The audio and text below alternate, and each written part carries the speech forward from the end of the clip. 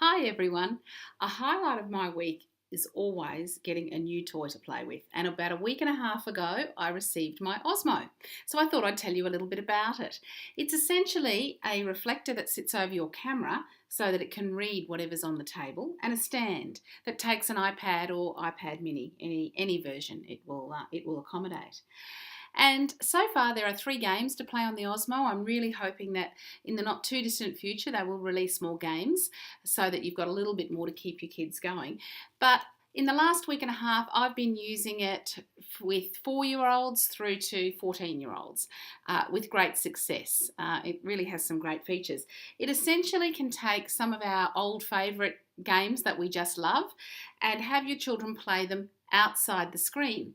And the very attractive screen essentially acts as judge, scoreboard, and umpire for the games. And so that's really motivating. This is the word game, and in the early stages, the picture is what you're trying to do. So we're going to spell dog, og, g. With the younger children, I've been just getting them to say, okay, so what's this one? It's a dog. And what does it start with? And getting them d. And what did you hear at the end? Dog. You heard a g. As you go up through the levels, it's not necessarily the words and the spelling that become more difficult, but it's the clues. So that same picture could be jump in a higher level, or it might have been beach or sky or fun. So the word you're expected to get is a little more abstract as you go up through the levels, which is great for problem solving. So I really like that aspect of it. It's a little like Hangman, so that if you do make a mistake, let's pop a Q over there, the letter goes to the top and you get a certain number of chances to make a mistake with a letter before you're out. It keeps tally of your score, and with the older children, what I've been doing is having a race. So one of us will have red letters, one of us will have blue letters, and whoever can get their letters out the first. And the system's really good at recognising who got there first, and that person gets the points for that letter if it's correct, or gets the points deducted for that letter if they've put the incorrect letter out.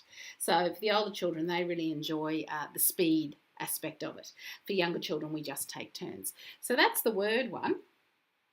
If we have a look now at the shape one, great for visual perception. What you need to do is take the actual shapes that come with the system and match them to the design on the screen, and it will tell you if you're right. So great for visual perception, problem solving, and looking at shapes and colours. So that's fabulous. They start out really quite simple, and again go right up to higher levels that I find really quite challenging. So that's being really interesting as well.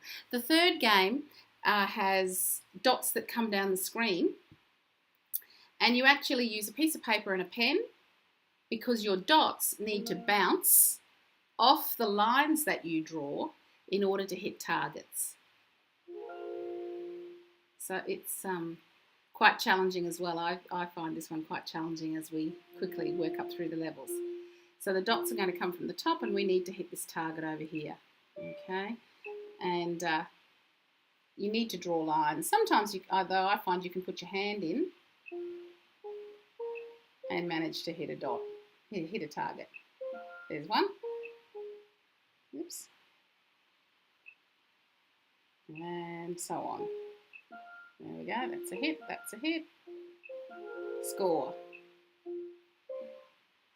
So if you're looking for something a little bit different for Christmas and you think your kids have got everything, maybe an Osmo is a good option. Just go to playosmo.com and check it out for yourself. But so far, after a week and a half of playing with it, I'm really quite enjoying it, and so are the kids.